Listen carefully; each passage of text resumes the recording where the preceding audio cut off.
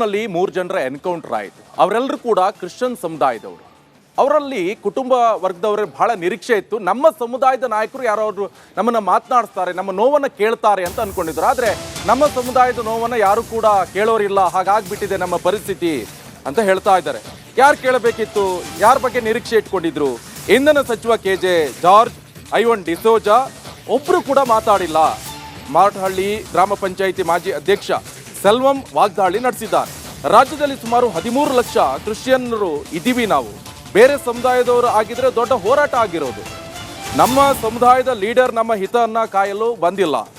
ಮಾರಟಹಳ್ಳಿ ಗ್ರಾಮ ಪಂಚಾಯಿತಿ ಮಾಜಿ ಅಧ್ಯಕ್ಷ ಸೆಲ್ವಂ ವಾಗ್ದಾಳಿ ನಡೆಸಿದ್ದಾರೆ. 3 ಜನ ಕ್ರೈಸ್ತರು ಸತಿ ನಮ್ಮ ಕರ್ನಾಟಕದಲ್ಲಿ ಇಂಧನ ಸಚಿವರಾಗಿರುವಂತಹ KJ ಜಾರ್ಜ್ ಸರ್ ಅವರಿಗೆ ಈ ಮೂಲಕ ಒಂದು ಮನವಿಯನ್ನು ಮಾಡ್ಕೋತಾ ಇದ್ದೀವಿ. ಅದೇ ಥರ ಐವನ್ ಡಿಸೋಜಾ ಸರ್ ಅವ್ರಿಗೆ ಕೂಡ ಈ ಒಂದು ಸಣ್ಣ ಒಂದು ವಿಡಿಯೋ ಕ್ಲಿಪ್ಪಿಂಗ್ಸ್ ಮೂಲಕ ಒಂದು ಮನವಿ ಏನಂತಂದ್ರೆ, ಇನ್ನೂ ನೀವು ಬಾಯಿ ಬಿಸ್ತಾ ಇಲ್ಲ ಸರ್. ಇನ್ನು ಎಷ್ಟು ಸಾವಾಗಬೇಕು ಸರ್ ಕ್ರೈಸ್ತರಿಗೆ? ಈಗ 3 ಜನ ಕ್ರೈಸ್ತರು ಸತ್ತಿದ್ದೀವಿ. ನಿಮ್ಮಿಂದ ಒಂದು ಸ್ಟೇಟ್ಮೆಂಟ್ ಕೂಡ ಆಗಿಲ್ಲ ಸರ್ ನಿಮ್ಮಿಂದ. ಅದು ನಮಗೆ ತುಂಬ ನೋವಾಗ್ತಾ ಇದೆ. ಇವತ್ತು ನೀವು ಉನ್ನತವಾದ ಒಂದು ಜಾಗದಲ್ಲಿ ಕೂತಿದ್ದೀರಾ, ಸ್ಥಾನಮಾನದಲ್ಲಿ ನೀವು ಕೂತಿದ್ದೀರಾ. ಯಾರಿಂದ?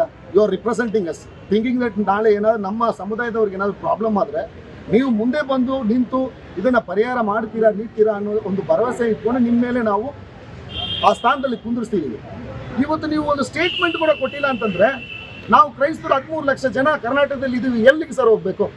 ಇದೇ sorry to say this sir, ನಮ್ಮ ದೋಸ್ತರು, ನಮ್ಮ ಗೌಡ್ರು ಇರ್ಬೋದು, ಗೌಡಾಸ್ ಇರ್ಬೋದು, ಲಿಂಗಾಯಸ್ ಇರ್ಬೋದು, ಕುರುಬಾಸ್ ಇರ್ಬೋದು, SC ಸಮುದಾಯದವರು, ಬೇರೆ ಎಲ್ಲ ಸಮುದಾಯ ಅವ್ರಿಗೇನಾದ್ರೂ ಈ ಥರ ಪ್ರಾಬ್ಲಮ್ ಆಗಿಬಿಟ್ಟಿದ್ರೆ, ಈ ಥರ 3 ಜನ ಬೇರೆ ಸಮುದಾಯದಿಂದ ಯಾರಾದರೂ 3 ಜನ ಸತ್ತಿದ್ರೆ, ಈಗ ಈ ಕರ್ನಾಟಕ